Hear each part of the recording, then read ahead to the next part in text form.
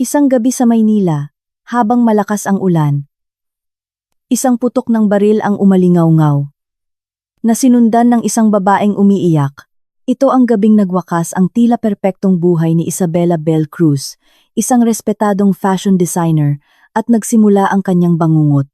Ang kanyang asawang si Rafael Rafi Santiago, isang makapangyarihang negosyante at politiko na galing sa kilalang pamilya, ay natagpuang patay sa sahig ng kanilang marangyang penthouse. Si Bell ang unang nakakita sa kanya, at sa kamay niya, mahigpit niyang hawak ang isang baril na bagong putok. Ang kanyang iyak ay hindi iyak ng simpleng kalungkutan, kundi iyak ng isang kaluluwang nabaliw sa takot at pagkabigla. Agad na dumating ang pulisya, sa pangunguna ni Detective Reyes, at walang pag-aalinlangan. Si Bell ang itinuro bilang pangunahing suspek. Ang trahedyang ito ay hindi lamang nagwasak sa buhay ni Bell, kundi nagbunyag din ng mga lihim na matagal nang nakabaon sa kanilang relasyon. Mga lihim na mas madilim pa sa gabing iyon ng pagpatay. Sino nga ba si Rafael Santiago sa likod ng kanyang ngiti? Ano ang kanyang koneksyon sa madilim na mundo ng politika at krimen sa bansa? At higit sa lahat, sino talaga si Bell Cruz? Ang babaeng laging nakikita sa mga pahayagan na may perpektong ngiti ngunit may itinatagong impyerno sa loob. Ang kanilang relasyon ay nagsimula sa isang engkanto sa isang marangyang charity gala sa Makati. Si Bell, sa panahong iyon, ay isang batang fashion designer na may mga pangarap na lumipad patungo sa tuktok ng industriya. Si Rafi naman, bilang isang kilalang pangalan sa politika, ay nakilala sa kanyang matalas na isip, nakakabighaning karisma, at ang kanyang matinding ambisyon na umakyat sa kapangyarihan. Ang iyong ganda ay sadyang nakakasilaw. Binibini, ang formal ngunit mapang-akit na bati ni Rafi kay Bell. Habang hinahalikan ang kanyang kamay, nagkaroon sila ng instant na koneksyon. At hindi nagtagal, sila ay naging magkasintahan.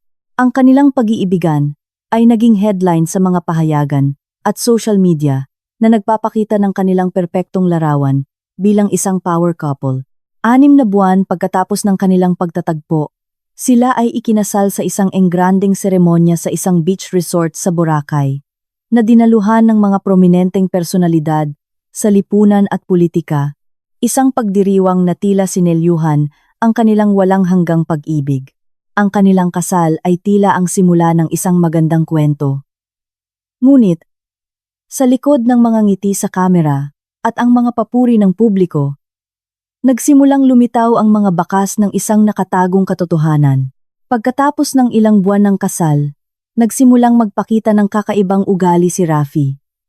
Minsan, kapag nahaharap sa stress sa trabaho o sa politika, nagiging mainitin ang kanyang ulo at madaling magalit. Ang mga simpleng hindi pagkakaunawaan ay nauuwi sa matinding pagtatalo. Ang unang insidente ay nangyari sa isang dinner party na dinaluhan ng mga kasamahan ni Rafi sa politika. Nagkamali si Bell sa pagbanggit ng pangalan ng isang senador. At sa harap ng maraming tao, bigla siyang sinigawan ni Rafi. Na ikinagulat ng lahat, Bell, ilang beses ko bang sinabi sa'yo na huwag kang magkamali sa pangalan ng mga kaalyado ko? Nakakahiya ka, bulong niya sa isang galit na tono, habang nakangiti pa rin sa mga bisita. Pagka-uwi nila, nagkaroon sila ng matinding pagtatalo. Doon nagsimula ang unti-unting pagbabago sa kanilang relasyon. Mula sa pagmamahalan tungo sa takot at paghihirap, ang mga insidente ng pananakit ay nagsimulang maging regular at naging bahagi na ng araw-araw na buhay ni Bell. Ang mga saksak, pasa, at sugat ay naging aksidente na kanyang ginagamit na palusot sa kanyang pamilya at mga kaibigan. Ang kanyang trabaho bilang fashion designer, na dating pinagmumulan ng kanyang kaligayahan, ay unti-unting nawalan ng ningning. Dahil sa kanyang emosyonal at pisikal na pighati, ginawa niya ang lahat para itago ang kanyang paghihirap, lalo na sa kanyang ama, si Ginoong Antonio Cruz. Isang respetadong negosyante at dating kaibigan ng pamilya Santiago. Pinili ni Bell na manahimik, natatakot na baka masira ang karera ni Rafi sa politika o masira ang reputasyon ng kanilang pamilya. Huwag kang mag-alala, tay. Okay lang ako, ang palagi niyang sinasabi sa kanyang ama. Kahit na ang kanyang mga mata ay puno ng lungkot at mga bakas ng hindi masabing sakit. Si Belle ay unti-unting naging anino ng kanyang dating masayahin at ambisyosong sarili, nabubuhay sa takot at pagtatago ng katotohanan.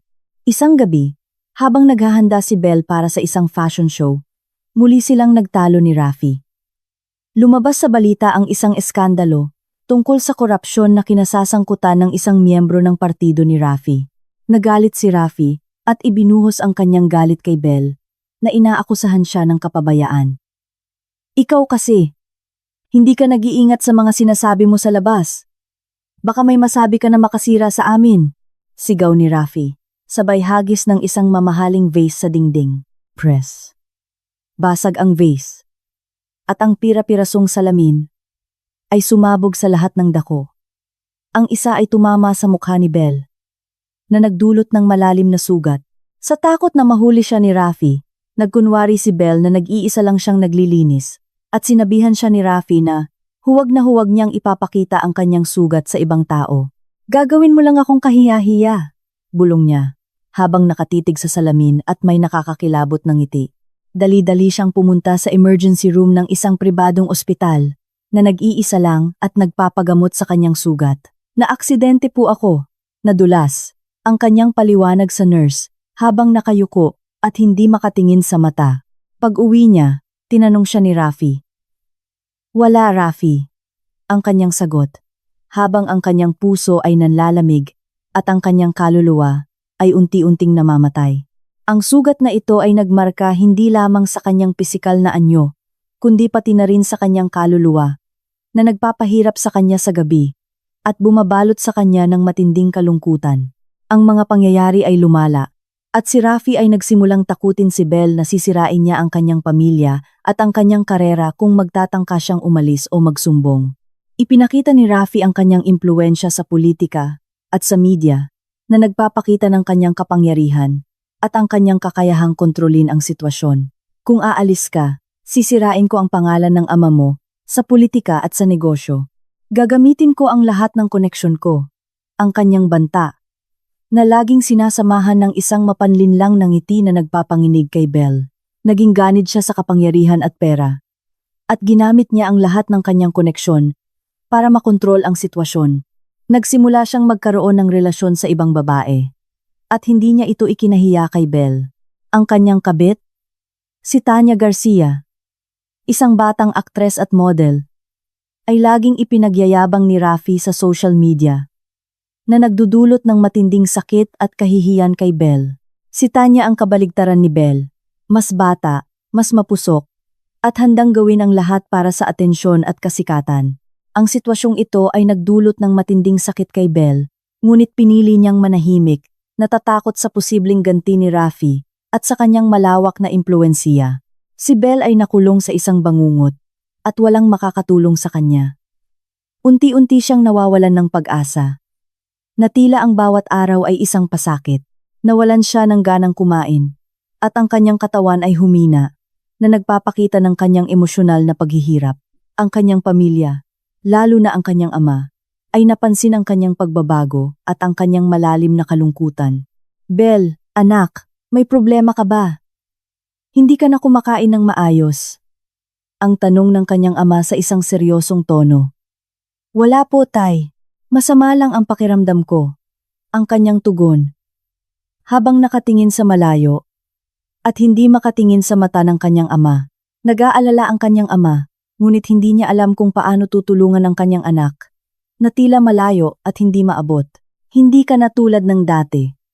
May problema ba sa inyo ni Rafi? Ang kanyang bulong. Habang nakatitig sa kanyang anak, kung may kailangan ka, nandito lang ako, anak. Huwag kang mag-atubiling lumapit sa akin.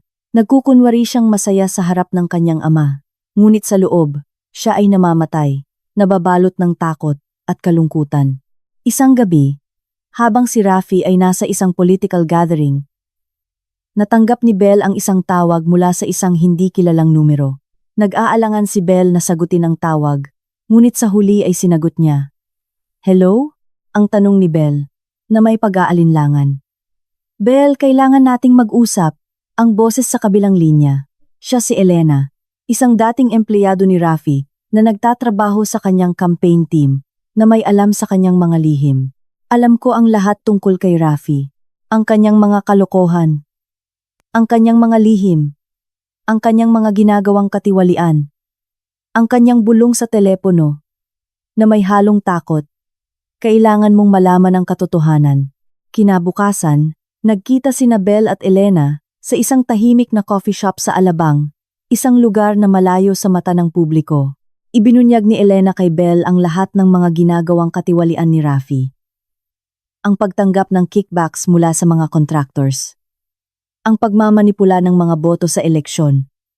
At ang kanyang koneksyon sa mga drug lords. Marami siyang kalaban, Belle. At handa silang gawin ang lahat para pabagsakin siya, ang kanyang babala. Binigyan din ni Elena si Belle ng mga ebidensya. Mga bank statements. Mga text messages. At mga video clips na magpapatunay sa mga ginagawang katiwalian ni Rafi. Ito ang tanging paraan para makalaya ka sa kanya at para magkaroon ng katarungan ang kanyang payo. Dapat mong ilabas ang katotohanan. Nanginginig ang mga kamay ni Belle habang hawak ang mga ebidensya. Hindi niya alam kung ano ang gagawin. Gusto niyang ilabas ang katotohanan, ngunit natatakot siya sa posibleng ganti ni Rafi. Kung ilalabas ko ito, sisirain niya ang buhay ko at ng aking pamilya, ang kanyang bulong. Pero kung hindi, mamamatay ako sa loob ng bahay na ito. Unti-unti, ang kanyang isip ay gulong-gulo. Nababalot ng takot at pag-aalinlangan. Gusto niya ng kalayaan. Ngunit ang takot ay nakapigil sa kanya. Sa loob ng ilang araw, pinag-aralan niya ang mga ebidensya. Hindi ito maaari, ang kanyang bulong. Ako ay bahagi na ng kanyang kasamaan. Sa mga panahong ito, ang kanyang ama ay laging tumatawag para kumustahin siya, na may halong pag-aalala. Anak, sigurado ka bang okay ka lang? May naririnig akong mga usap-usapan tungkol kay Rafi. May problema ba? Umiling si Belle. Wala po, tay. Okay lang ako. Ang kanyang sagot. Habang ang kanyang puso ay bumibilis, at ang kanyang isip ay nagplaplano, nais niyang sabihin sa kanyang ama ang lahat. Ngunit natatakot siya sa posibleng pinsala na maidudulot nito sa kanyang ama at sa kanilang pamilya. Isang gabi, habang nag-iisip si Belle sa kanyang kwarto, nakita niya ang isang lumang litrato nilang dalawa ni Rafi noong umpisa ng kanilang relasyon. Nakita niya ang kanyang dating sarili. Masayahin, ambisyosa, at puno ng pag-asa. Ito ang gusto kong ibalik. Ang dating ako, ang kanyang bulong. Nagpasya siya. Kailangan niyang lumaban. Hindi lamang para sa kanyang sarili, kundi para sa kanyang pamilya. At para sa kanyang kinabukasan. Kinontak niya si Detective Reyes, ang pinagkakatiwalaang pulis na laging handang tumulong sa mga taong biktima ng karahasan at katiwalian. Detective Reyes, kailangan po kayong kausapin. Ang kanyang bulong sa telepono na may halong takot at determinasyon. Tungkol saan, Ma'am Belle? Ang tanong ni Detective Reyes. Tungkol po sa mga ginagawang katiwalian ni Rafi at sa kanyang mga lihim, ang kanyang sagot. Habang ang kanyang boses ay nanginginig, ngunit puno ng lakas. Nag-set sila ng meeting sa isang hindi gaanong kilalang lugar, malayo sa mata ng publiko. Dinala ni Belle ang lahat ng ebidensya na ibinigay ni Elena. Ito po ang lahat ng ebidensya. Sana makatulong po ito para makamit ang katarungan. Ang kanyang sinabi, habang inaabot ang USB drive kay Detective Reyes. Na may halong pag-asa, si Detective Reyes ay nagulat sa dami at bigat ng mga ebidensya. Ma'am Belle, ito ay napakalaking kaso. Hindi lamang ito tungkol sa domestic violence, kundi pati na rin sa corruption, drug trafficking, at posibleng pagpatay. Ang kanyang paliwanag, na may halong pag-aalala. Kailangan nating mag-ingat. May mga koneksyon si Rafi sa mga makapangyarihang tao sa gobyerno at sa underworld. Nagplano sila ng isang operasyon upang arestuhin si Rafi. Kailangan nilang makuha siya sa akto. Ang plano ay isagawa sa isang linggo. Sa isang malaking political event na idaraos sa kanilang penthouse. Isang perpektong pagkakataon para sa operasyon. Ngunit, sa isang hindi inaasahang pagkakataon, Nalaman ni Rafi ang tungkol sa plano ni Belle. Marahil ay may nagtaksil sa kanila. Isang gabi, habang nasa bahay si Belle, biglang dumating si Rafi, na may nakakakilabot ng ngiti sa kanyang labi, at may baril na nakatago sa kanyang baywang. Belle, akala mo ba makakatakas ka sa akin at sa aking kapangyarihan? Ang kanyang tanong. Habang nakatitig sa kanyang mga mata, hindi inakala ni Belle na ganito ang mangyayari. Nakahanda siya para sa confrontation, ngunit hindi para sa ganitong uri ng pagkilos. Rafi, ano ang ginagawa mo? Huwag kang gagawa ng masama, ang kanyang tanong, habang nanginginig ang kanyang katawan. Akala mo ba hindi ko malalaman ang ginagawa mo sa likod ko? Ang pagtataksil mo sa akin. Ang kanyang sagot, habang nakatitig sa kanyang mga mata at puno ng galit. Ngayon, magbabayad ka. Babayaran mo ang iyong kasalanan. Hinawakan niya si Belle sa braso at dinala sa kwarto. Doon, muli siyang sinaktan. Mas malala pa sa dati. Ang kanyang sigaw ay halos hindi marinig dahil sa lakas ng ulan, na tila umiiyak din. Para sa kanya, ang kanyang mga mata ay puno ng takot at paghihirap, na tila nawawala na ang kanyang pag-asa. Rafi, tama na! Masakit na! Ang kanyang sigaw. Ngunit patuloy pa rin siya sa pananakit. Sa isang pagkakataon, habang nagpipilit si Rafi na kunin ang kanyang cellphone para kunan siya ng video habang sinasaktan, nakuha ni Belle ang baril ni Rafi na nakalagay sa gilid ng kama. Sa isang iglap, nagbago ang sitwasyon. Rafi, huwag kang lalapit. Ang kanyang banta, habang nakatutok ang baril sa kanya, ang kanyang kamay ay nanginginig, ngunit hindi siya nakinig.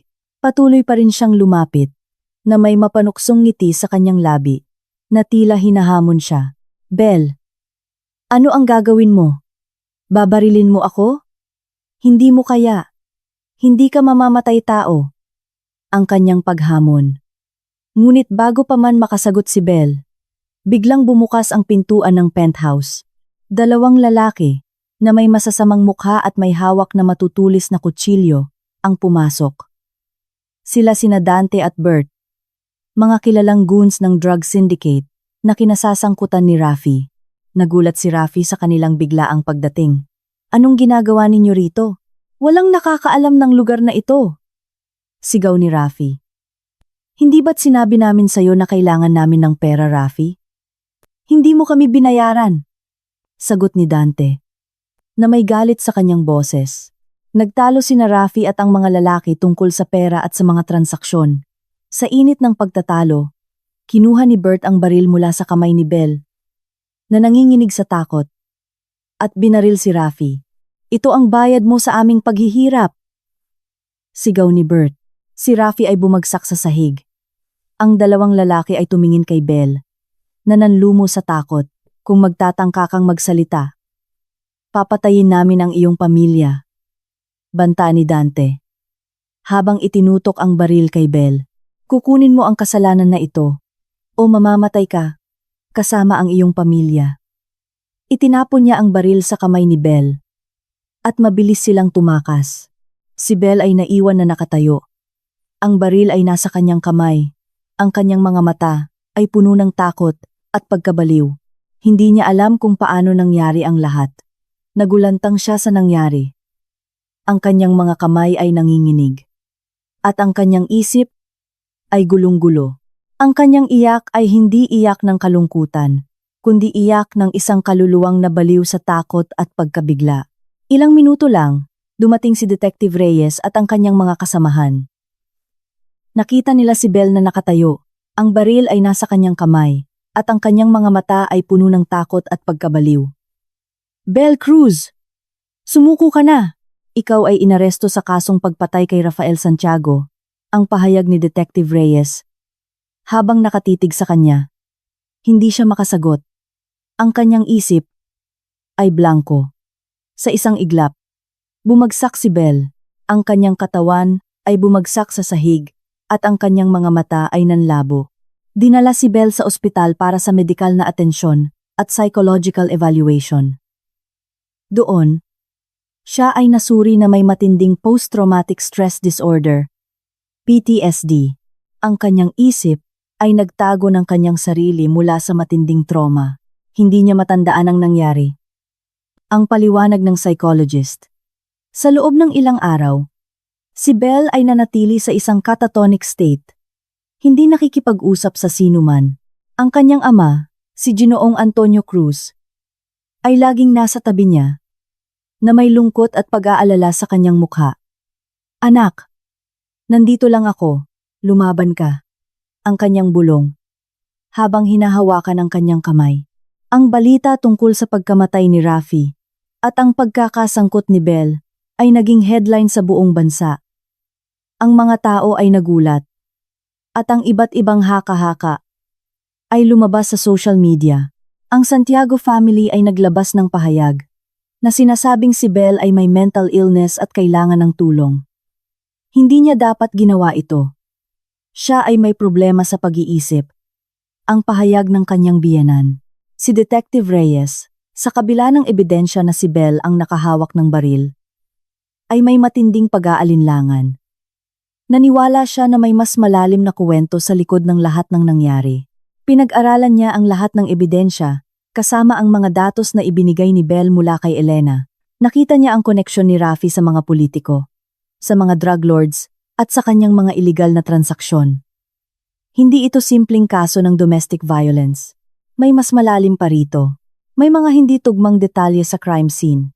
Ang kanyang bulong sa kanyang sarili. Nagsimula siyang mag-imbestiga ng palihim, na hindi alam ng kanyang mga kasamahan. Naghanap siya ng mga witnesses, kumuha ng mga statements, at pinag-aralan ang background ni Rafi, na humantong sa kanya sa isang madilim na katotohanan. Isang araw, habang nasa ospital si Belle, bumalik ang kanyang alaala, na parang isang pelikula. Nakita niya ang lahat ng nangyari. Ang pananakit ni Rafi, ang pagdating ng dalawang lalaki, ang pagtatalo, at ang putok ng baril. Ngunit, may isang bagay na hindi tugma. Ang baril. Ang kanyang mga kamay ay nanginginig sa takot. Hindi ako ang bumaril. Ang kanyang bulong. May ibang tao. Pinilit lang nila akong hawakan ng baril. Dumating si Detective Reyes sa ospital at dinalaw si Belle. Belle, ano ang nangyari? Kailangan mong sabihin sa amin ang lahat, ang kanyang tanong. Doon, isinalaysay ni Belle ang lahat. Ang kanyang paghihirap, ang kanyang pagtatago, at ang kanyang takot. Ngunit, may isang twist sa kanyang kwento. Hindi ako ang bumaril, detective. May ibang tao. Ang kanyang bulong. Habang ang kanyang boses ay nanginginig ngunit puno ng katotohanan. Ibinunyag ni Belle na sa gabi ng pagpatay, pagkatapos siyang saktan ni Rafi, ay may dumating na dalawang lalaki sa kanilang penthouse. Sila ay sina Dante at Bert. Mga kasamahan ni Rafi sa drug syndicate. Nagtalo sina Rafi at ang mga lalaki tungkol sa pera. Sa init ng pagtatalo, kinuha ni Bert ang baril mula sa kamay ni Belle at binaril si Rafi. Hindi ako ang bumaril, detective. Napilitan lang akong hawakan ang baril. Tinakot nila ako na papatayin nila ang aking pamilya kung magtatangka akong magsalita. Ang kanyang paliwanag habang umiiyak. Si Detective Reyes ay nagulat sa revelasyon ni Belle. Ang kanyang kwento ay nagpapaliwanag sa mga hindi tugmang ebidensya sa crime scene.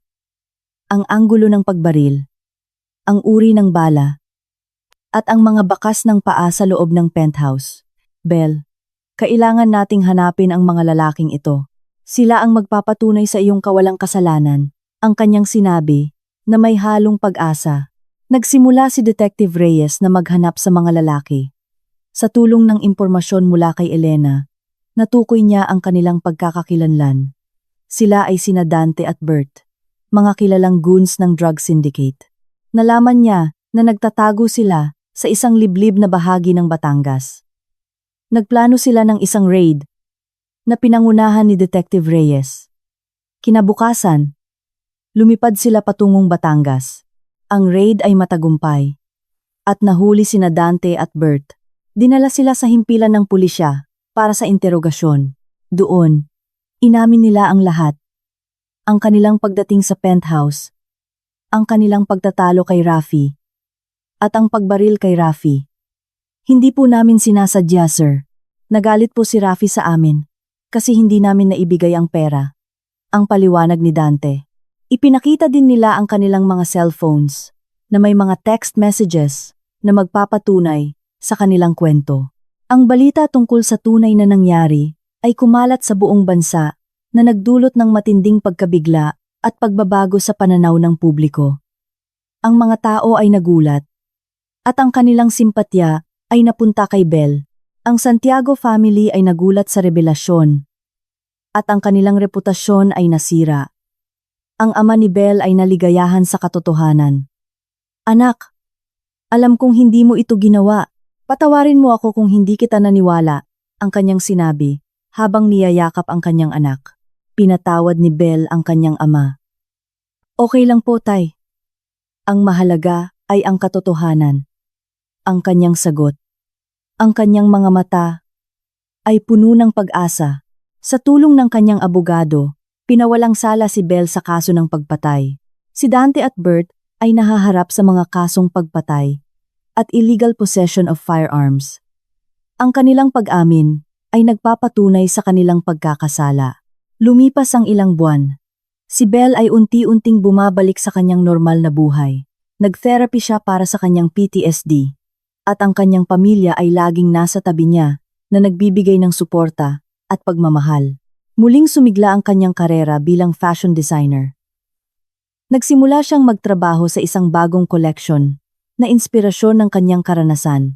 Ang kanyang mga disenyo ay mas malalim, mas emosyonal, at puno ng pag-asa. Ito ang aking muling pagsilang, ang aking paglaban, ang kanyang bulong.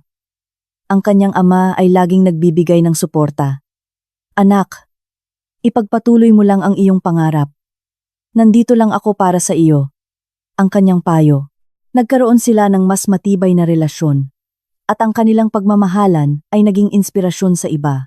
Sa isang fashion show, ipinakita ni Belle ang kanyang bagong collection. Ang kanyang mga disenyo ay puno ng kulay at buhay. Ang kanyang mga damit ay nagpapakita ng kanyang paglalakbay mula sa kadiliman patungo sa liwanag na may halong pag-asa at inspirasyon. Ang kanyang pamilya, mga kaibigan, at ang kanyang mga supporters ay naroroon na nagbibigay ng suporta. Ito ay para sa lahat ng mga biktima ng karahasan, lalo na sa mga kababaihan, ang kanyang sinabi sa kanyang speech. Huwag kayong mawalan ng pag-asa. May pag-asa pa. May katarungan. Ang kanyang kwento ay naging inspirasyon sa maraming tao. Naging advocate siya para sa mga biktima ng domestic violence. Nagsimula siya ng isang foundation para tulungan ang mga kababaihan na biktima ng karahasan na nagbibigay ng suporta at pag-asa sa kanila. Isang araw, habang nasa kanyang opisina si Belle, tumawag si Detective Reyes. Belle, kumusta ka? Balita ko ay naging matagumpay ang iyong fashion show. Ang kanyang tanong. Okay lang po, Detective. Salamat sa lahat ng tulong mo at sa iyong paniniwala sa akin. Ang kanyang sagot. Wala iyon, Belle. Ginagawa ko lang ang trabaho ko. Pero alam mo, ikaw ang nagbigay sa akin ng inspirasyon. Ang iyong tapang ay walang kapantay. Ngumiti si Belle. Kayo rin po ay isang inspirasyon. Ang kanilang pag-uusap ay nagtapos sa isang matamis na paalam. Alam ni Belle na ang kanyang laban ay hindi pa tapos. Marami pa siyang kailangan gawin. Kailangan niyang ipagpatuloy ang kanyang advokasya at tulungan ang mga kababaihan na tulad niya. Naging simbolo siya ng pag-asa at paglaban. Sa mga sumunod na taon, si Belle ay naging isang matagumpay na fashion designer at isang aktivista na nagbibigay ng boses sa mga walang boses. Ang kanyang kwento ay naging inspirasyon sa maraming tao. Ipinakita niya na kahit gaano kahirap ang pinagdaanan, may pag-asa pa. Ang kanyang ama ay laging nasa tabi niya, na may ngiti sa kanyang labi at puno ng pagmamalaki. Anak, ipinagmamalaki kita. Ikaw ay isang bayani, ang kanyang sinabi. Naging inspirasyon siya sa kanyang mga kasamahan at sa mga kababaihan sa buong bansa. Huwag kang mawalan ng pag-asa. Lumaban ka. May katarungan. ang kanyang mensahe sa lahat. Ang kanyang buhay ay naging isang patunay na ang pag-ibig, pag-asa, at tapang ay makakatulong sa atin na malagpasan ang anumang pagsubok. Ang kanyang kuwento ay nagtapos sa isang bagong simula, puno ng pag-asa at pag-ibig. Ito ang kuwento ng isang babae na, sa kabila ng lahat ng pagsubok, ay lumaban at nanalo. Ang kanyang kuwento ay patuloy na magbibigay inspirasyon sa maraming tao sa buong mundo, isang patunay na ang katatagan ng isang Pilipina ay walang hanggan.